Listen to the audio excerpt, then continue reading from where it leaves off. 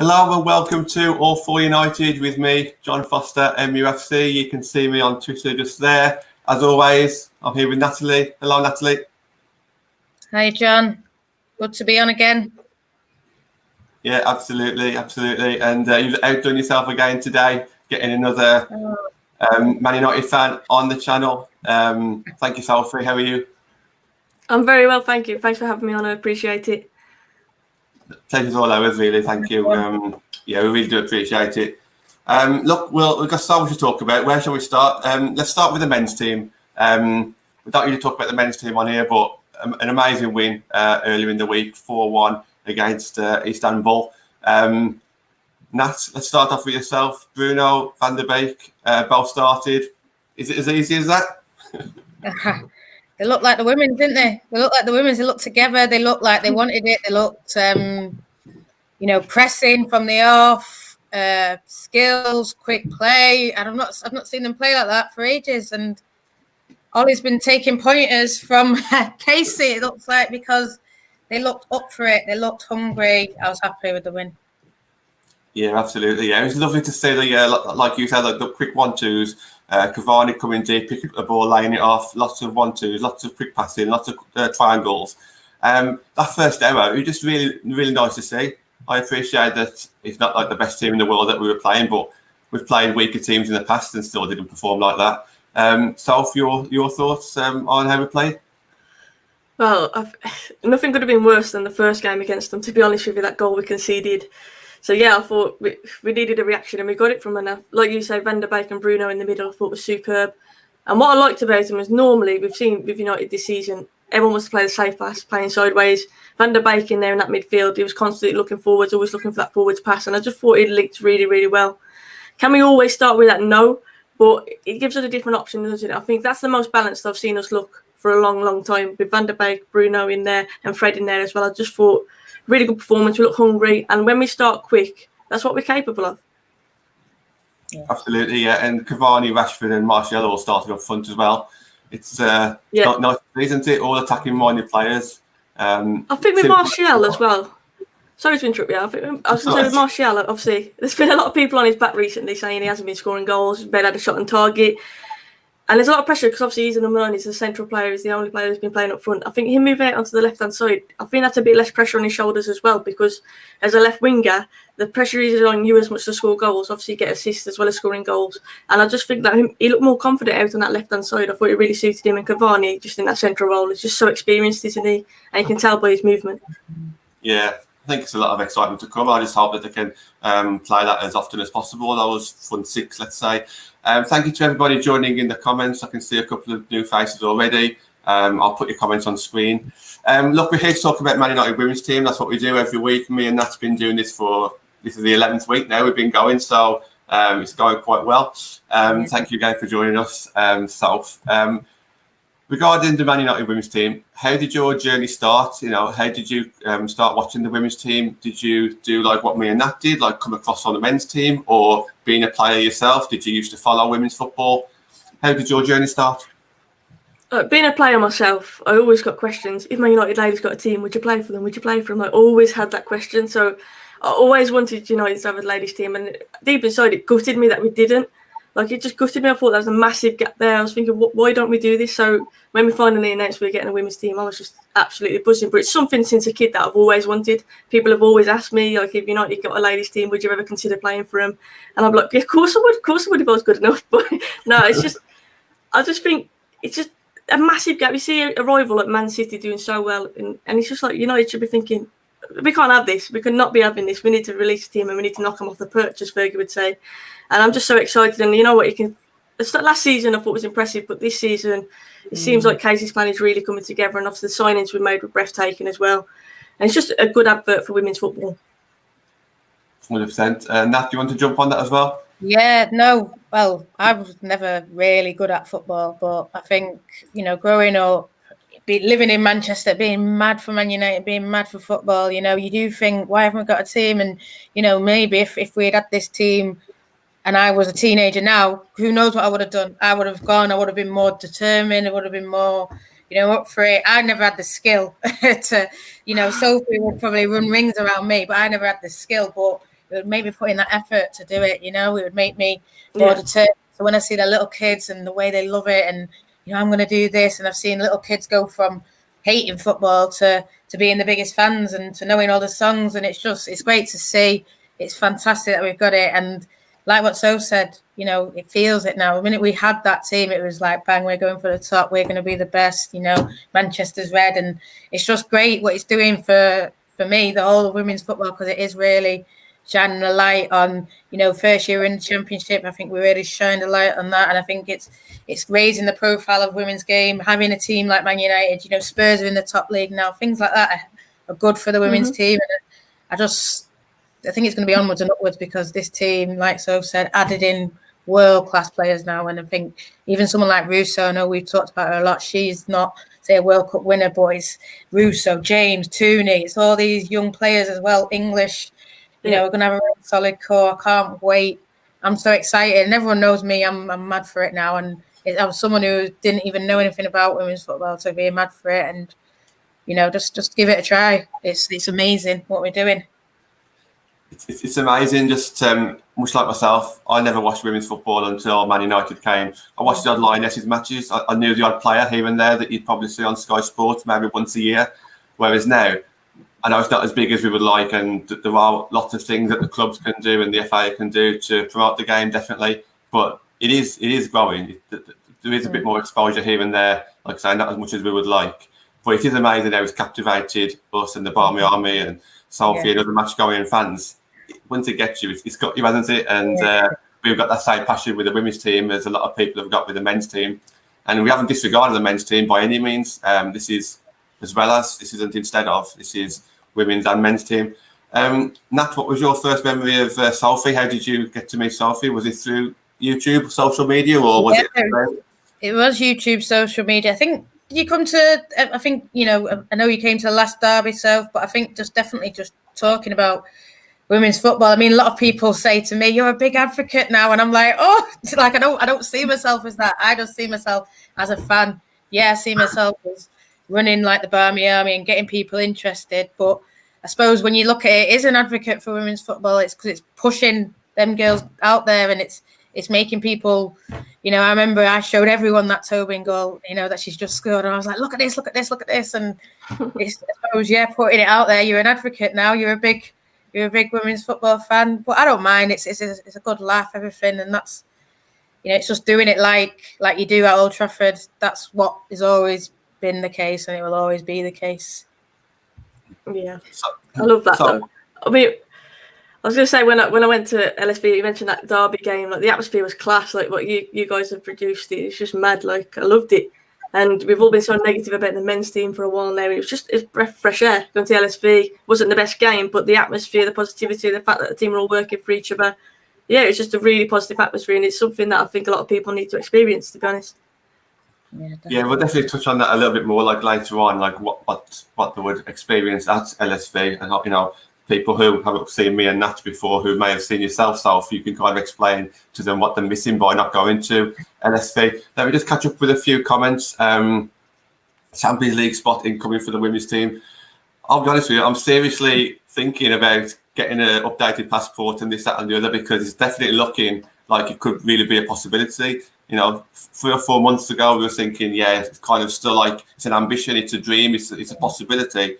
But at the moment, it's looking like a serious possibility, finishing in that top 3. What are your thoughts on that, Soph? Do you think top 3 is achievable? Yeah, it's definitely achievable. Look, I think we shouldn't get ahead of ourselves, because anything can happen in football. We know that. And I think we need to keep key players fit, and that's a big part of it this season. But we seem to have gone up another level from last season. You could say we've caught the teams up around us, definitely. But the new signings have just seemed to have taken to it just better than I would expect them to. I thought they needed a lot more bedding in, and they seem to have just taken to it. And Kaisa Stoney's doing a fantastic job. And you've still got players like Lauren James, who you know is my favourite player, but you've got players like that young and upcoming as well.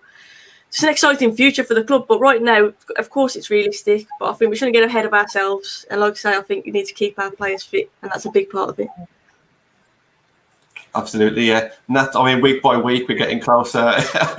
What are your thoughts at the moment? Listen, I'm a bit mad for it. So I've always gone out like, let's go for the top. Let's go. We're at the top now. Let's stay there. And I mean, I don't think, Casey would have gone in going, oh, we're going to win the league. I'm not expecting that. I'm not expecting it to say it now. But you're at the top. All it's about is winning. Keep winning. Win every game.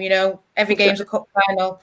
And I think if you read that mentality, that winning mentality, I think for me, the game where it showed, the game where I never thought it would happen, I'm not seeing it, 2-0 down against City last weekend and come back the way we did, the way, we talked about these signings, Tobin Heath, absolutely world class. I mean, when she came in, I was more bigging up press. But Tobin Heath is an absolutely world-class winger. And that goal, if anyone's not seen it, I mean, have you been? But that goal, it was a rocket, it was a screamer, and the way she celebrated, and it's just, and then you just felt we're going to win this game, because it went 2-2, and you just thought, you're not going to stop us, I mean, Soph was at that first derby game in the FA Cup last year, and the ball crossed the line. That's how we say it, but crossed the line, we didn't get it. Definitely. Our heads went down. That's what happened. Our heads went down and they went up, and then we scored again, and there was all this, that, but, for me, I just think keep winning, keep your head in the game. Don't worry about what everyone else is doing around you. Don't worry, don't listen to anyone. Just 3 points, 3 points, 3 points, and then who knows where you finish at the end of the season. Let's not get complacent, but top 3 finish, it would be fantastic for us. Second would be fantastic. People in this in the comments saying FA Cup, fantastic. Everything would, be great for us. It's only 2-3 years old, and we're talking about, us being in the Champions League, us winning the league. And I never thought when I first started going that we'd get this far. We'd have someone like Tobin and Kristen. It's amazing. I think Tobin and Kristen as well. I think the class. But I was just going to say, you mentioned that game City last season when the ball went over the line, it wasn't given, heads dropped, and it felt like we just needed that bit, something extra, just to change the game. And we didn't. I know they brought Lauren James on, and she did transform the game, but it felt like we were just lacking.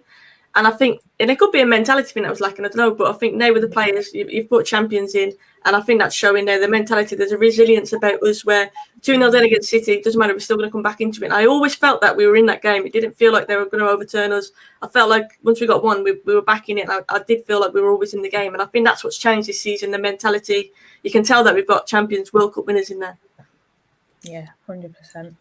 Because for me, even that Arsenal game, I don't know if you saw it, Soph, but that Arsenal game, we dominated them. There was little chance here and there. But we might lose this, And I'm thinking, like last year, we're doing so well against the big teams, and we always lost them 1-0. And then when Ella, she popped up and scored that goal, oh my God.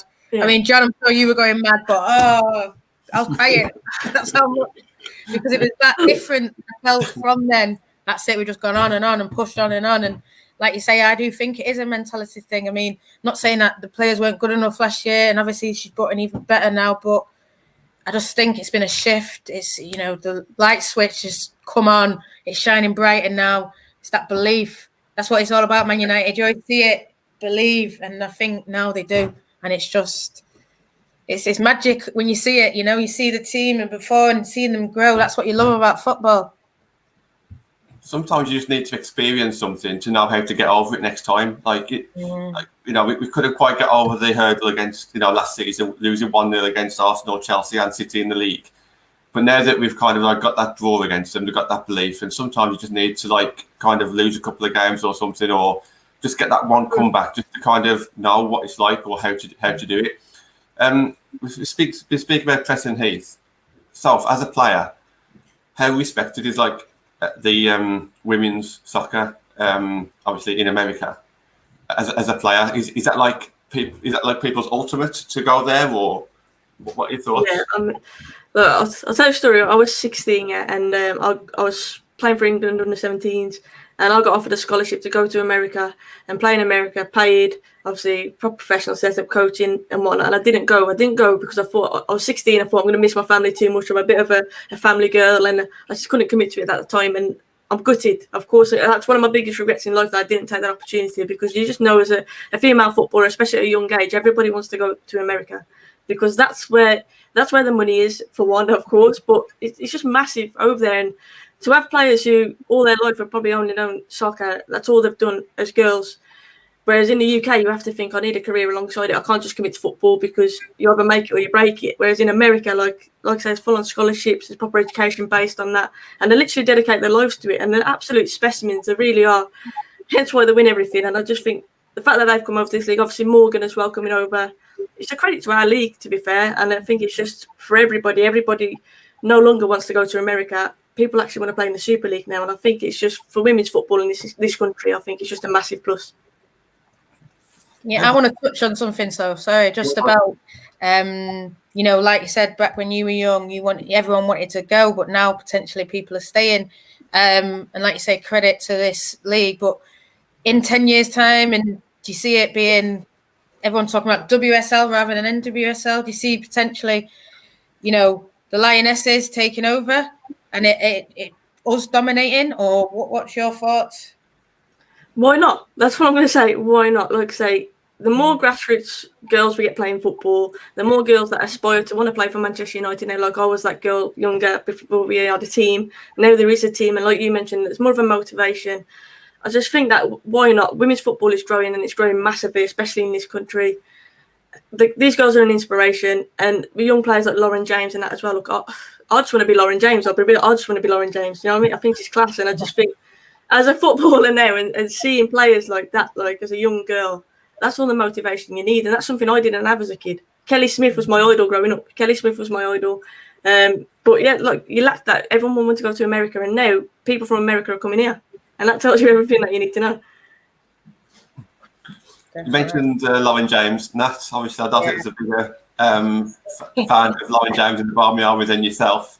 Obviously, you both share that opinion. What is it about Lauren James that stands out from the rest?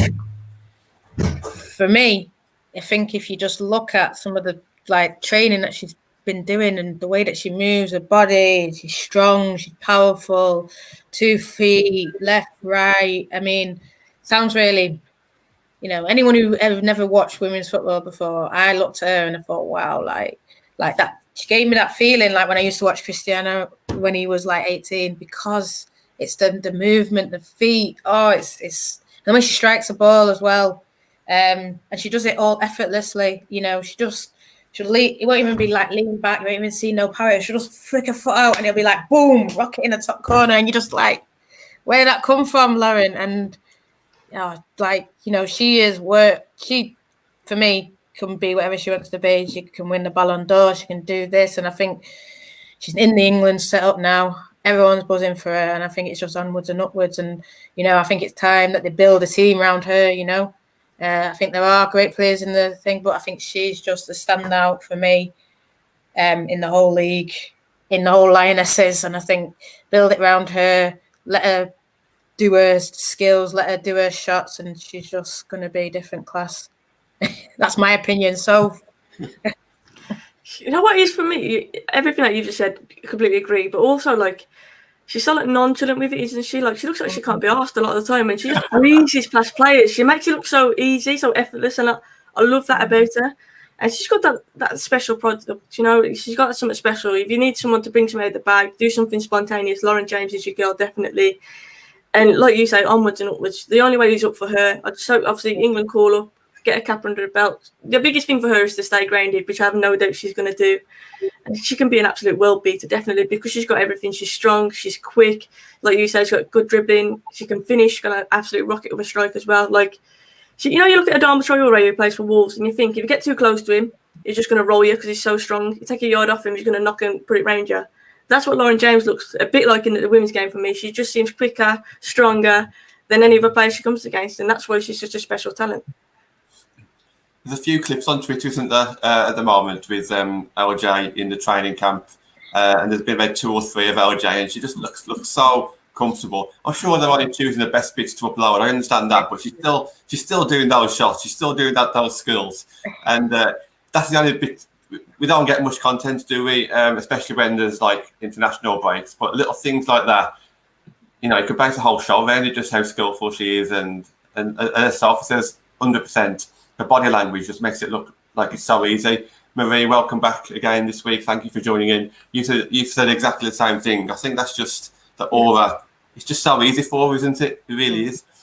Me and Nat had a bit of a chat probably a couple of months ago on the show now about LJ. Would she play up top or could she play like a number 10 role? Soph, I mean, she could play anywhere, but if you had to get LJ in the team when you've also got Press, Heath, Russo and Galton, Hansen, is there any specific way you would think about getting LJ in the team? I think she can play up top. I think we were back to goal, like I say, she's a very strong player, but where she's most effective for me is when she's running at players.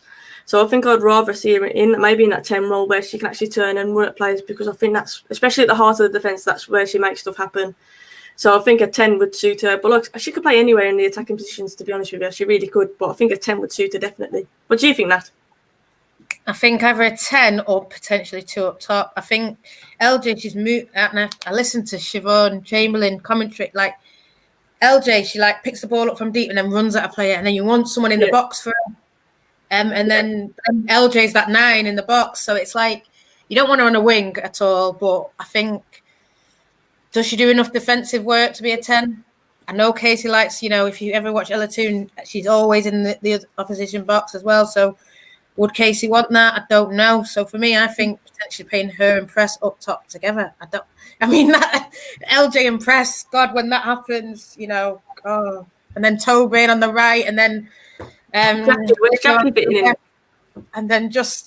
but I think this month a lot of people have been saying it's going to be the big month for us, because I think we've played Chelsea, we played Arsenal, we played City. Yes, it was all at home, but now it's teams like Aston Villa, Bristol, Reading are a good team still, but Aston Villa, Bristol, they beat us at home before. Villa have just come up this season. They've missed a few games due to COVID, but COVID players out, etc., etc. But these are the teams where you think Man United should be turning them over. You see Chelsea win against these teams like 8-0 and stuff like that. So I'm not saying we're going to win 8-0, we're going to do this, but we should be it sounds really horrible, but 5 minimum. And I think that's the way. Exactly, that's the winning mentality. That's the if Chelsea can go out and score 8, we need to be aiming for that kind of level. So that's why it's potentially a time to put all your attacking players on, and because you don't need, for me, not in a horrible way, like 2 defensive midfielders versus say just play Jackie in the DM and then play Tooney and LJ, as the 10, and then have the wingers. And I mean, I don't know what you think, Soph and John. I don't know if you think I'm going a bit too over the top, but I just go all out attack Villa, just blow them out of the water, then defend. It sounds so horrible, but that's what I think. Yeah, I think something that we lacked last season was that killer instinct, wasn't it, against these wicked teams? And we've definitely got that killer instinct now. We've seen this season, Casey's not afraid to drop a captain if needs be, not afraid to drop higher lad if needs be, which is 2 massive statements right there. And I think against the weaker teams, we can just go and outscore them, definitely. I mean, Sophie mentioned where would Jackie fit in. You can say that with anyone, couldn't you? Because so many top quality players. It's a good position to be in, though, isn't it? That you've got this amount of choice. Like, give Casey a headache. That's the way it should be, and that's why we say Van der Beek is now giving Ollie a headache. Like, competition always brings the best out of players, so I think it's good. But in terms of Aston Villa, like, this is a different test now. We've proved that we can compete against the big teams. Can we break down those teams who are going to probably sit in against us? And again, I'm going to compare it to the men's team. We've seen that they struggled with that. And also the mentality thing as well. You're top of the league now, and I think when you're top, people are chasing you. And I think there's added pressure in that sense as well. So we mentioned the mentality. Yeah, I agree. I think it's going to be a massive test. Yeah, I think one thing that the women's team are better at than the men's team when it comes to tactics is the way that we press from the front. Yeah, last season I just don't think Jackie got enough credit for the way she pressed, and I don't know if that was because she was running her heart out and maybe the players around her didn't press in the way that they should have done, or what, I don't know. But this season we've definitely hit the nail on the head regarding, I think it was the Man City. Yeah, it was the Man City equaliser, the Man City first goal where Tobin Heath rocketed it. That was an amazing goal, and that come from a press, and the amount of chances that we do create from that press. What are your thoughts on that, guys? Regarding the work rate from the whole team, it's just amazing this season, isn't it? I think Casey deserves credit. Cheers, I think Casey deserves credit because like you say, everybody seems to know their role at the moment. Everybody presses. It's not like ones and twos and you get triangles past the range. Yeah, everyone does it as a unit. And she's obviously worked really hard on that. And like you say, when you win the ball up higher up the pitch, it's more chance of scoring a goal. And that Heath goal, I know it's a rocket. She still has a lot to do, but that opportunity came about from us nicking the ball up high, causing an error. And I love to see that. And I wish I could see that more from the men's team, to be honest, because you see other teams doing it and it's successful. When everybody does it together, like, it's hard for a team to play out, and especially against a team like Aston Villa, where maybe they're not going to be as capable of passing out. And I don't mean any disrespect by that, but I just mean that if we press right, nick the ball high over the pitch, it could be any score. Yeah, 100%. I think for me, I'm not saying that I'm not slagging off Ollie or the boys, but it's their team unity. I think they believe in each other. I think they believe more in what Casey said. I mean, Casey even came out after the game and said, I got the press wrong at the start, but I just fixed a few things. So it just shows to me that they believe in her, right? And she probably went in there and said, listen, I've done this wrong. If you just do it a bit like this. And they said, right, we believe in you no matter what. You know, you told us to go like this, we'll do it.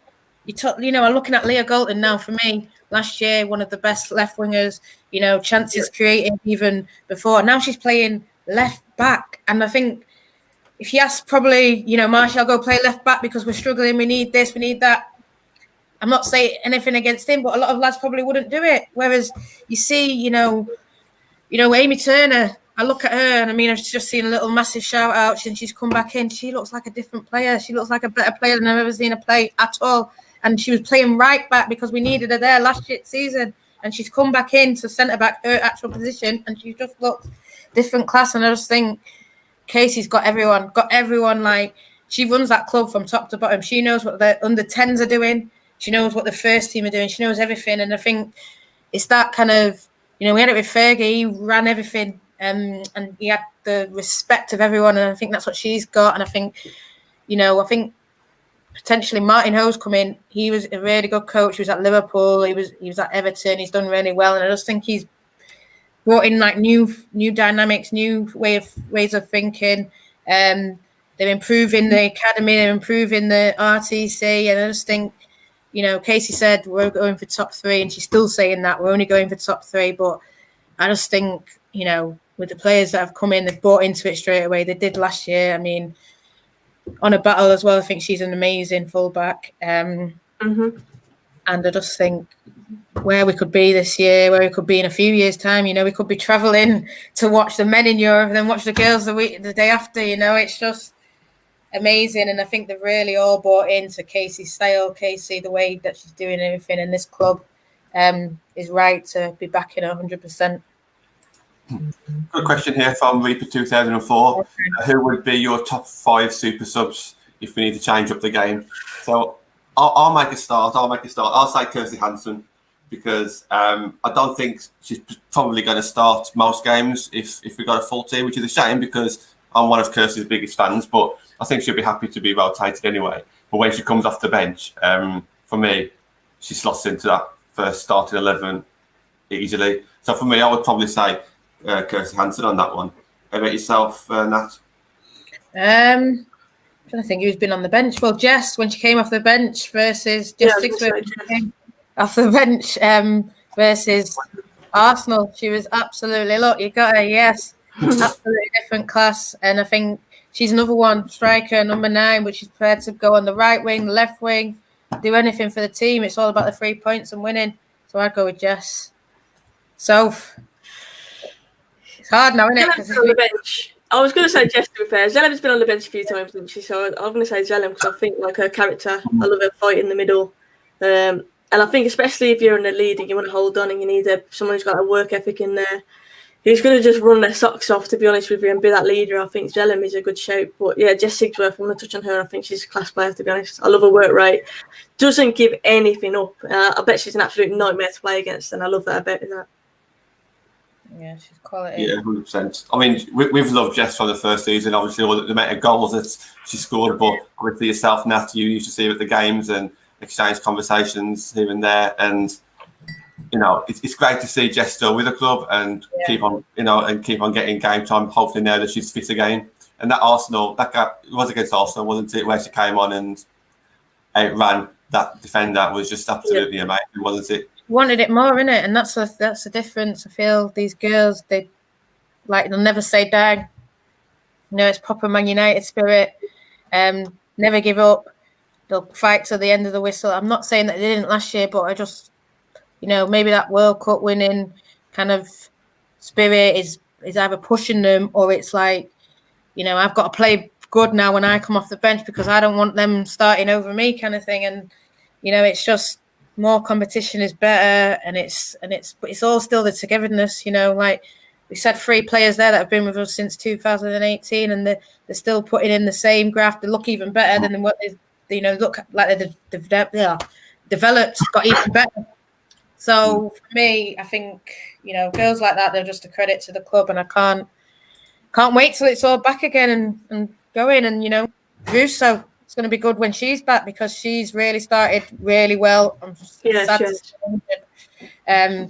And I think she potentially would have been playing 9 now over press, and I think that just shows how well, you know, she's done. She came from America, the university colleges, and she's come in and she's really taken the league by storm. What's your opinion on it, Soph and John? I think she's got class, to be fair. She's obviously got a few goals already, but her pace as well. A bit like Sigsworth in the sense that she just doesn't let the defenders rest. I like that about her. Like, she's always moving. Like you mentioned, the pressing from the front. I think she does that really well. And I'm like you. I think I'm just gutted that she's injured, and I hope that she can get back to the form that she was in, because very special talent, definitely a special talent. And someone mentioned about Villa sitting in. Then I saw the comment. I completely agree. Obviously, 12-0 last season. They ain't going to want to see that result again. They come up like you mentioned. I think they are going to defend. Do you think it'll be like that, Nat? I don't think so. I think they probably potentially will defend, and I think it's going to be. The only thing I worry is how we're going to approach it. Are we going to approach it thinking 3 points, it's guaranteed, or are we going to approach it like we do, like we did versus Arsenal, and say, you know, we've got to work hard for it. Nothing's ever guaranteed. I mean, yes, you expect us to win. I don't think it's going to be 12-0, but God, if it is, it'll be it'll be good. But I just think Villa have looked better from when we beat them 12-0 to now. You know, they're actually investing in their women's team, which is good to see. You know, a team like Villa in the Premier League and in the WSL. So, you know, who knows? You know, Birmingham beat them, so I expect to win that. I really do. You know, like I said, 5 hopefully minimum, but they could score. You know, Birmingham scored 2 against us because I think we did get a bit complacent, but then Kaisa brought 3 subs on quickly, and I think, you know, the girls now realise, you know, it's not about messing around. It's not about this. It's about winning. It's about, you know, fighting till the end. And if you're not good enough or you're not playing to the standards, you will come off. Don't matter who you are. Don't matter the minute. You will come off if you're not playing up to your standards. And I don't know. I see a difference in Casey from when I first, you know, even last year to this year. I mean, what do you guys see that? I just see like a more ruthlessness in her, and I just feel like she feels more comfortable and more settled in. As a club, I just feel like we've gone to another level, and I include Kaisa in that. I think the experience from last season, obviously bringing in some fresh faces, I just feel like we've gone up another level. And I think she's probably hungrier than she was last season. Last season was probably a bit of an experiment, do you know what I mean? And this season, we know where we're at, we know where we want to get to. And like I say, so far, the plan's been working. Yeah. I think Kaisa will be a little bit disappointed if she starts dropping down the table, because we know how high her standards are. And don't get me wrong, at the end of the season, if you sit back and you're 3rd, then she'll take it. But you know what Kaisa's like. If she wins 12-0, she'll still say something. And I do think she's hungry. I think that's a good. You know, before it was almost like she didn't really necessarily have a target. Okay, if you finish 4th, then that's okay. If you finish 5, not the end of the 5th, it was not the end of the world. Whereas now, I do really think that the pressure, she's putting pressure on herself, and the fans are talking about it as well. I really do think she is showing that ruthlessness and aggression, but thankfully the players are with her. You know, they're getting behind her as well. Do you think? Sorry, go on. Yeah. So I was going to say, I feel like last season was kind of like finding your feet kind of season. Like it's more of a transition. Obviously, a lot of young players like Lauren James and Bot on last season, and obviously proved themselves. And I think it was like a transition. And we knew that obviously to build on that, we needed to get fresh faces in, and we've done that. And I think this season now, like I say, it's more of like a right. This is our target this season. This is what we want to get to. And like we're top of the league at the moment, and like you said, Nat, I don't think Kaisa will be thinking, look, we're going to win the league, because you can't get too complacent. And I'm pretty sure she won't let the players get complacent. But the fact that we are top of the league already, shows progress that we've been making. Like, and I just think I'm really excited for the future, genuinely. And also on that, if we do start dropping down the table now, it's because we would have lost to so-called weaker teams because we've already played the top three already. And so that means that something's gone wrong somewhere if you do start dropping points against Aston Villa or Reading or whoever else. So she will go guns blazing, over the new year, definitely. There is a question on screen. Nat, if you want to answer that one, do you think Rambo will get first team opportunities? We've still got the FA Cup to come, haven't we? Yeah, I hope she does. To be honest, I think she did really well in the League Cup versus City. She made 2 fantastic penalty saves. I think, she's 19. I think she's 19 or 20. I think it's, hopefully to see her. I'd even play her against Villa. I'm not saying that Mary Earps is a bad keeper. I'm not saying that Mary Earps isn't our number one, but I think keeper is a hard position because it's just you. It's not as if there's a load of people you can swap in and out with and get little minutes here and there. Like say, as if you're playing outfield, it's just you play that person and that person mainly plays. So it's unfortunate COVID last year because she would have played a lot of games. She went out on loan to Sheffield, but it got cancelled the season halfway through. I think this team is about bringing you through. It's about bringing young Manchester girls. She had to go and then she's come back. So I'd like to definitely see her get some minutes. So what do you think, just about youth getting minutes and, Rambo potentially getting some minutes in the WSL potentially or FA Cup? Yeah.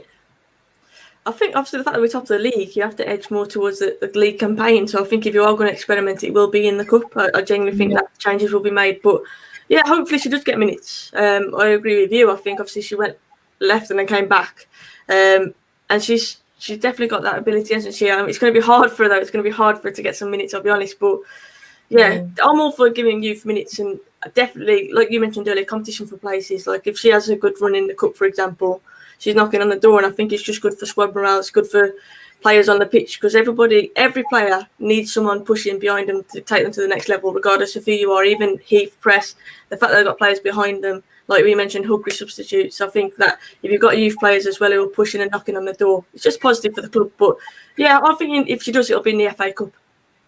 Yeah. Which I think is fair enough, isn't it? There's a comment on screen. Hey guys, how are you? Hope you're all okay. What are your thoughts on women managers in the men's game? Just asking. Look, it's not something that we've seen, but Soph, in your experience as a player, how many women managers? This is just out of curiosity. How many managers do tend to be women managers compared to male? Or do you ever hear any stories about women managers going to manage a men's team or anything like that at all? I'm just trying to think, like back when I was trying to think how many female managers I've had. I'll be honest, it's been mainly like more males until I'd say later on in my career when women's football has got bigger, more women have got into football. Then yeah, it's been so lately I'd say more women, but in general I'd have to say men. But you talk about like women in the men's game. I remember I don't want to boast and say it again, but when I was at that England camp and I remember I crossed the ball and it was just training, and I turned around and Hope Powell stood behind me, and the presence that she had, like honestly, I was cacking my pants. I'm not even lying. Like I was terrified, but at the same time, like I was just buzzing. I was so excited. Like she saw me whipping a good ball, but like she had that aura about her, and I'm sure there's other women in the game as well who can hold themselves. Like she's scary. She's scary. I'll be honest. Like she had that presence about her, and I think it won't be too long until we do see more women in the men's game. I really do, because like I say, it's growing, and why not? We are seeing it regarding officiating and even just like presenters. Sky presenters, BT presenters in general. It could potentially happen, couldn't it? Yeah. I want to make a comparison. So one of your favourite players in the men's game, I believe, is Paul Scholes. From what I remember, I've seen on some of your videos, and this is interesting. Before we actually get onto this comparison, and it came up, I think it was last week, or I got alerted to it last week. John Fry in the comments. He used to be a centre back, and his favourite player now is Amy Turner. I used to play on the left wing, not very good, but I used to play on the left wing. My favourite player, or one of my favourite players, is Leah Galton. Yes, last week Zoe was on the show. I'm sure she mentioned that she used to play in goal. Her favourite player is Mary Earps. Am I right in thinking that you're a midfielder as well, Soph? I am. I play CDM. Okay, so not quite full Scholes role, but still a midfielder. Just throwing it out there.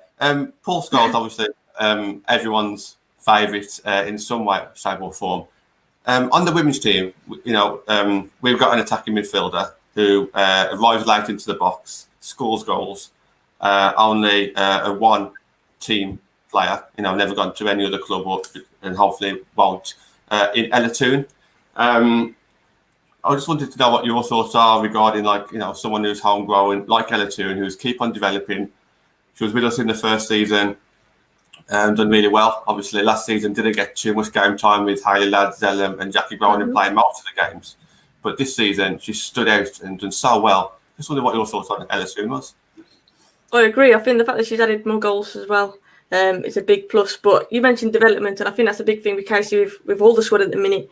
Even Sigsworth, players like that, I think she is developing players. But Ella Toone is one who obviously is impressed, been one of the biggest impressions as well on this season. But yeah, a really exciting player. Like you said, the timing of getting into the box, like the amount of goals she's had into a game as well, I think she could become invaluable. I really do. I just wanted to keep up that progression. But from last season to this season, she's just been a transformation, hasn't she? And an absolute joy to watch as well. And like you say, she's got a heart on the sleeve, United through and through. And you can just see she fights for the badge as well. And I love that a player not only does score goals, not only do obviously the impact on games as well, but the fact that she fights for every ball, I love that about her. But yeah, definitely this season, a big improvement from her. And let's say onwards and upwards. Definitely. Go on, Nat. I mean, I know that we're fans of Toone. Toone just looks different class. She is scoring goals. Number 10, always getting around, always, harrying, pressing.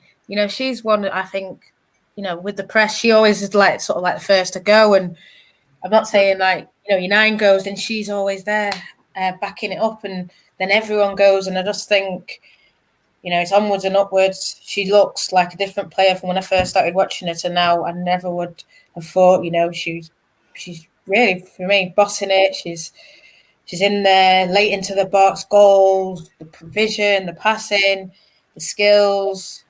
I just think she's another one, can be whatever she wants. And I think, we're saying it, development. Casey is just developing all these players. And I think, she was on the wing and now she's a number 10. And I think that's credit to Casey through, I don't think she really wanted to play 10. That's what I've sort of heard. But she did it, for the team. I'm going to do it. And then now I think she's one of the best 10s in the league. And I think as well, we're talking about Lauren could be 10, but I think Toone at a point, and I was thinking Lauren's coming back soon, but I was like, no, you can't drop Toone because she's doing so well. She's scoring so many goals, and I think credit to her. 100%, Nat. Yeah, absolutely. Just one quick question before we move on to the final couple of subjects. If you could sign one player or position, what would it be? I don't want to mention any players or anything, but I think for me, I just think that we're one centre back short, because I just think that if we do get an injury there, we just haven't got the strength and depth. I wouldn't particularly want them to come in as a first choice.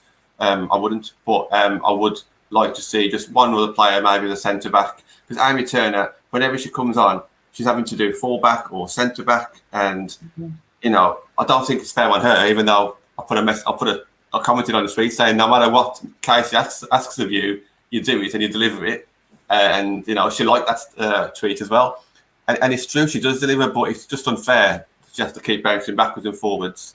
So for me, maybe another centre back. How about yourself, Nat, on that one? Yeah, another defensive position. I think we're seeing with Leah having to go into left back. Abby's out injured at the minute, so if say Amy or Millie got injured, one of the Turners, we'd be absolutely, I don't even know where we'd go. Smithy was injured, so I think that's potentially the weak part. I think if you've lost Rooster, who's a massive loss, but you got Press, you got this, you got that, you got Hanson, you got Galton, you got all these kind of players coming up front. I think maybe just adding I don't think she will sign in January, but summer definitely I can see them adding fullback or centre back, just to add that depth, add that competition. But then you never know, they might bring through someone in the 21s. They're a good centre back in there, good fullbacks in there. So let's see. Soph, would you pretty much agree with that? Yeah, I would have said a defensive position as well. I think a centre back or a full back, I'll be satisfied with that. Even if, like you say, if it's just for competition as well, I think we just need extra squad depth there. Absolutely, yeah. Look, I wanted to talk a little bit about what fans are missing by not coming. You know, if they've never been to a women's game before, and you're on this All For United, if you subscribe to All For United, the chances are you're a United supporter who follow the men's team. I mean, Soph, what was your experiences of the games that you've been to? Obviously, with the Barmy Army, seeing the players after the game. It's a completely different ball game. You know, what would you say to a fan who's potentially borderline, who's thinking about going but never been before? What would you say to them to try and encourage them to come to a game? Just do it. I think there's so much negativity, like you say, around the men's team at the minute. You never quite know what you're going to get with them. The ladies team, you know for a fact you're always going to get 100%. You're always going to get a good performance. You're always going to get players who are fighting for the badge, players who just want to play football. You can see it in the girls, they just want to play football. They want to play for Manchester United. And the surrounding as well, the fans, you mentioned the Barmy Army, the atmosphere they create as well. It's just a really family-friendly, lovely atmosphere. And at the end of the game, obviously, you can have some pictures with the players as well. I just love how everything is like family-orientated. Everything is like we are one big family. And straight away, the second you turn up there, you just feel included. You feel like part of it. And you can't help it. You kind of get sucked in. And, yeah, I think with the men's team, I think with fans, it feels a bit disengaged. And I know COVID and not being in stadiums and stuff hasn't helped that. But it's been hard to like that team. I know it sounds bad, but it's been hard to like that team because of how inconsistent they've been. But the ladies' team, I think you just immediately fall in love. You just immediately like them. You immediately can't help but be part of the Barmy Army and get involved in that. So, yeah, definitely, especially like for families, I just think it's a fantastic experience and I'd definitely recommend it. I can't wait to get back there. Neither could I. And obviously, I know that you'll say something in a second, but yeah, I can't wait either because I just keep thinking to myself back on the close season, I was thinking to myself, okay, we'll be back there in September. Then I was thinking, oh, we'll be back there in October, maybe November. Some fans will look like they'll be back there in December. We're still waiting. Nat, come on, help me out. It's like how much longer, what we're thinking, this, that and the other. I don't know. Obviously, you know, Manchester's just been put in tier 3. There's talk. I mean, Andy Burnham, everyone who's watched, he's fighting against the government, all this kind of stuff. You know, I don't want to go into politics, but you know, he's saying potentially in 2 weeks we might be tier 2.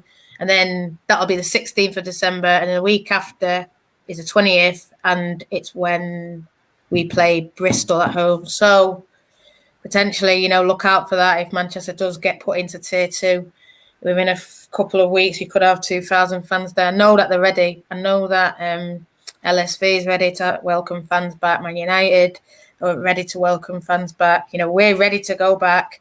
It's going to be good, I think, to see them playing in places where, because the Barmy Army would go everywhere. So, you know, whether you come to, you know, a game in London or a game at LSV, you know, I've been travelling up and down the country for the girls, and it's going to be gutting that they're going to be in places and knowing that we can't travel away, you know. And it's going to be gutting not being there. And I mean, I read something online, and I'm not putting down anyone else, right? And I don't want anyone to think this, but someone was like, it's going to affect us more. Not like, I feel like we make a difference. I feel like I don't want to slag off other fans, but I feel like it is really like the best fan and player relationship. I feel like you see them working even harder when they've got the fans there. I feel like when the players hear this name being sung, it matters more. We've got more songs than anyone else. It's like the men's, we've got more songs, we've got more fans, home, away, it doesn't matter. Like, you know, they've always got that support. And so obviously now that they're going to be playing and there's not going to be away fans, it's going to be hard. It's going to be, you know, it's going to be gutting to watch, really, knowing that fans are there, but we can't go. Don't underestimate the pair of fans. So, like, when I was playing at Wolves, we had this one guy named Mark. I would mention, I would mind me mentioning him, but there's a guy named Mark, and he used to wear his Wolves hat and come and, he even had my best mate at football name on the back of his shirt. And look, this is at Wolves, so it's semi-pro, and he literally went to Newcastle and everywhere. He followed us up and down the country, and this is one bloke. And even just having one bloke there, like, you felt like you needed to do, like, he's travelled all this way to come and watch us, do you know what I mean? So you want to do him proud. So I think, don't underestimate it. Like, definitely the Barmy Army are massive for the girls, 100%, and I bet I cannot wait to get you all back. Yeah, I think that's something that we always say. I think we always say that, that we're not, like, it works both ways. I mean, we don't want to let them down. They don't want to let us down. And, you know, we can't do too much, not, you know, the fact that we're not at the game, but we are constantly doing things on social media because that's the only way we can do things at the moment, and the Barmy Army's got something planned from December the 1st onwards. We won't say anything else about that just yet, but there will be something uploaded here and there as well in the build up to Christmas. Nat, you mentioned something to me about 3 months ago. I mentioned it to you a few days ago as well, and you said something really interesting. How nervous will the players be the first time that we are back in the stadium? So it'll be interesting to kind of hear your side of this, and also Sophie's side as a player. Yeah. You would feel so. Nat, you start us off. I mean, what? Obviously, you I said, don't want to put pressure. This is what we say. I don't want to put pressure. I don't want them to feel like shit. The fans are back, so we've got to do this, that, and the other for them. And it's never any pressure. Like Sophie says, it is a family atmosphere. It is this, but it is going to be that sense of building up, that euphoria that I think everyone's feeling just to get back in. And so I hope that when we do come back, it doesn't sort of not get to that, but I hope they still keep that professional mindset. Bang, we're going out to win 3 points. That's all that matters. And then you can see everyone and be all giddy and everything at the end. But yeah, it'll be interesting. Soph's point, I don't know if you've had people watching since, lockdown and stuff, but going back after lockdown, how was it? That first day back, etc. First game back. I think for me, obviously, we don't get thousands of fans, you know what I mean? So the difference isn't major because you still have, I've just got some people playing for me who are obviously under 16 and whatnot, or 16, so parents can come and watch them, for example. So you always have people there. But I think as a professional footballer, I think it's obviously in a silent stadium, for me, that would feel more like a training game. And I think that must be hard, especially in big games, to lift yourself, like derby games, for example. I mean, you haven't got the fans there. And I just think the fans just add that extra fire. Do you know what I mean? And I'm not saying the players aren't playing well without the fans there. I'm just saying to lift you, like me as a player, I feel like the fans would lift me even more. And I think there would be nerves there, but people always say nerves aren't necessarily a bad thing. I think there is that element that, the fans are here today, I'm buzzing, show off what I can do, hopefully score a goal and celebrate in front of them because you've been celebrating in silence for however long. Do you know what I mean? And I just think that it goes both ways. I do think it'll make you more nervous, but at the same time, I think that players will be buzzing to have a bit of atmosphere for once. Yeah, I know.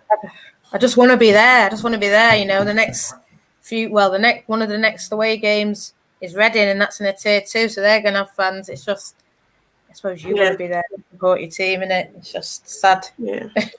And that's what Marie just asked. Can we go to away games in tier 2 cities? On the Man United app, it comes through on my phone a couple of hours ago saying we can't. It's just home fans. How people can kind of police that, I'm not too sure. But it should just be home fans. Yeah. It's not like the men's, is it, where everyone's got season tickets and they're going to do ballots and all this. But it's up to them, isn't it? How they police it, how they determine who's home fans and who's not. I just think get people in the ground, because I feel like as well a lot of women's football. People support all of it, people will go and watch different teams and go. I mean, I've watched different teams. I know someone who actually played for Wolves and now they're playing for United. Is it Wolves? Chloe Williams, you know her? Yeah. Yes. Yeah. That's that girl. She's playing for the Devs now, under 21. So yeah, she's doing good. Well, like you're saying it. You know what? It's like my mate. Obviously, my mate, one of my good friends is Ash Neville, who plays for Spurs, obviously, and they've had their topsy-turvy time of late, obviously losing their coaches, and it's just mad, like how close knit women's football is. Like, guarantee somebody knows somebody who plays for. You know what I mean? It's like everybody knows each other. And it's that even I said LSV is like a family element, but I think women's football in general, I think that is the way it is because not many women obviously who play football, and I think you need a lot of backing from your family to make it, don't you? And I just love it. I love the whole atmosphere. And yeah, I think this, obviously, if they're in tier 2, obviously, if women's still in tier 3, I don't think we'd be able to go to games anyway, even if they did allow away fans. I think if you're in tier 3, I'm pretty sure we'd be restricted to districts. I think that's how it works. I don't know. I'm confused. Everyone's confused, I think. Well, there's a lot of fans in London. I don't know, but then that's we don't want to sort of take away from Reading fans because it's obviously their home game, but, who knows? Who knows? Just look on the Reading website as well. That's what I'd say. Guys, get some questions in for Soph and Nat for like the last 5 minutes. Men's or women's team, whichever you prefer.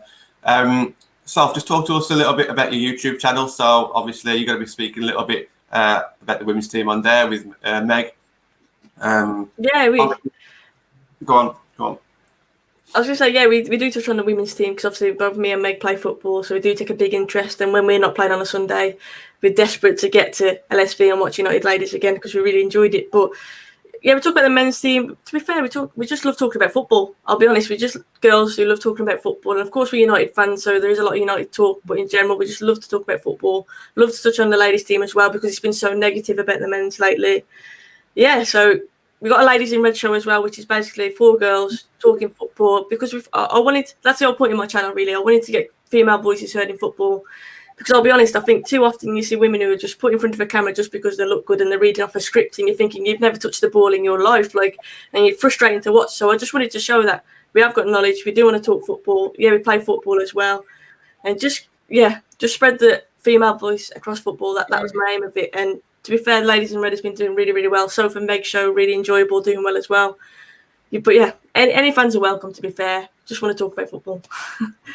You know, that's what I'd say about you, Soph. You do put it out, and it is all about girls, and it is all about, you know, and there might be some fans, United fans, that would watch you, but then they might say, oh, girls, stay in the kitchen kind of thing. And I know that probably when they do see you, they think, actually, you know, she plays football, she's big United, she's talking up the women's team as well. You know, I think people like yourself, Meg, I mean, me, you know, this show, it just all helps just to talk about the women because, like you say, they have that passion, I think. And I think that's where we all love Man United, when you see the players putting in passion. It doesn't matter about the skill level or this and that. It's just talking football. Yeah. It's a game that we all love, innit? Exactly. And, you know, they get back to the kitchen comment and that, you get them all the time. And to be fair, like, I've played football since I was 7, so it's never bothered me. Like, I'm used to that kind of comment. Do you know what I mean? It literally does not bother me in the slightest. But those comments, I'll be honest, have lessened. The more, I mean, my channel's now almost at 15,000 subscribers, so my comments gradually got more and more positive. And I'll be honest, like, now I rarely see comments like that, and I think it shows like an acceptance. I do feel like, I mean, you see the likes of Alex Scott, Laura Wood's doing fantastic on TalkSport as well. Yeah. I think the female influence now on pundits, on TV, media, on the radio, you just see more ladies are getting involved, and I love that. Yeah, I think a lot of it comes down to, you know, obviously yourself as a person, and a lot of the main YouTube channels, all the presenters are just, they're not reading off the script, they are being themselves, and I think it's just a lot more easy to relate to them. I remember, I'll tell this story a lot, but I remember seeing the Barmy Army on a YouTube show. It lasted for 1 hour, and I just felt it was in a pub, and they were just chatting to each other about their experiences for the last season. And I always talk about it because it meant a lot to me, and that engaged me because I've got so much respect for them in their knowledge. But then I'm thinking, why am I putting them up on a pedestal so much? Because they are just, you know, normal people just chatting, and by doing these videos, you can really build them relationships with them. So when I saw Natalie for the first time, it made it a lot easier to go over to Nat and just have a conversation as if I've known her for ages. And even yourself, Soph, I mean, I've been watching you for a good year and a half. We all dealt with lockdown in our own ways, but you was a big part of my daily routine. At 11 o'clock, I would have had my morning walk, I would have had my cereal, and I would have watched you on your FIFA career mode Monday to Friday. No, seriously. And then even when your stream was playing up, you had to pre-record and play back live, and you was joining in the live comments. So, you know, your channel, and there are other channels out there as well, but it is nice to see that. No, it's fine. It's just nice to see decent people talking about football, not actually wanting to get anything from it apart from just a bit of an enjoyment, trying to get other people involved as well. We got time for a quick prediction then. Aston Villa next game. It's not until the 5th of September anyway. Yeah. Go on, Nat. Start off with yourself. 6-0. And I think no, because I know, but I think LJ, I think Press, I think Tobin, I think Toomey. I just think we need to go out there and still show. You know, we played the big teams. We come up against them. We've done well. We need to show that we can beat these other teams. I mean, even if it is a 1-0 or 2-1, scrappy, I take it any day. But, you know, for me, I think let's set a marker. You know, we've done it by beating Arsenal, by coming back against City. We are setting those markers every day, so let's do it now. Big result against Villa, who are near the bottom. But I'll take anything. As long as it's 3 points, I'll take anything. Even like the lads, you know, we just scraped past West Brom, but wasn't what we wanted to see. A lot of people were upset, but I think We just need to get the points on the board, and I think it's the same for the girls. You have to have that mentality, just winning is all that matters. So, you know, that's why I'm going to go with 6, but I'll take anything as long as it's 3 points. Reaper in the comments says 4-0. Soph, how about yourself? I was going to say 4-0. I was going to play it a bit safe, to be fair. But, yeah, not every possibility that you were like, either way, it's going to be a win. It's going to be a 1-0 win. It's going to be a 6-0 win. But I agree. I think a win is the most important thing, definitely. And like after the international break as well, you know, it's like with the men's game as well, it can always be a bit slow to start. I think if we start quick, like I mentioned earlier, press from the front, I don't think Villa will cope with us, and I think it could be any score, to be honest. So I'm going to say at least 4-0. I'm going to put at least before that, at least 4-0. Okay, I'll go in between you then. So I'll go for a 5-0. I don't think we'll concede either. I think I agree with you guys, to be honest. I think you're right there, Soph. I don't think that they'll deal with our press. So that'll be enjoyable to watch. Thank you to everybody in the comments. I really appreciate you joining in. I see a lot of familiar names there who are joining us every week now, and it's great to see. So I'll spread the word. If you enjoy what we're doing, please just you know, not only subscribe but share it to your friends as well. Let's shout out our socials. Sophie, where can people find you? My YouTube channel is called HairDryerTreatment. I promise I don't do salon videos, obviously. It's after the talk of Fergie and David Beckham and that whole incident. So yeah, HairDryerTreatment. And my Twitter is just on the screen there at Soph Richo. So if you could follow me, guys, I'd appreciate it. And thanks for having me on. It's been really enjoyable. I've loved it. Yeah, thanks for coming on. We appreciate it. I hope you can come on again, maybe, you know, after all this, and maybe fans will be back. We might be doing a little live show from LSV. You never know, but you know, good. Yeah, absolutely. Yeah. Go on, Nat. Where can people find you in Barmy Army? Barmy Army at Barmy Army MUWFC. Get on it on Twitter, YouTube, and Instagram, and then me is at Natalie_17. Yeah, thank you, and thanks again, Soph, for coming on. Really do appreciate it. Thank you. That's it. We will see you again next week. We've got a couple of guests on next week. One of them you'll recognise from a few weeks ago, and then we've got another person who's making her debut on the show as well. So let's look forward to next week, next Thursday, I think that will be. Thank you for tuning in, and we will see you again soon.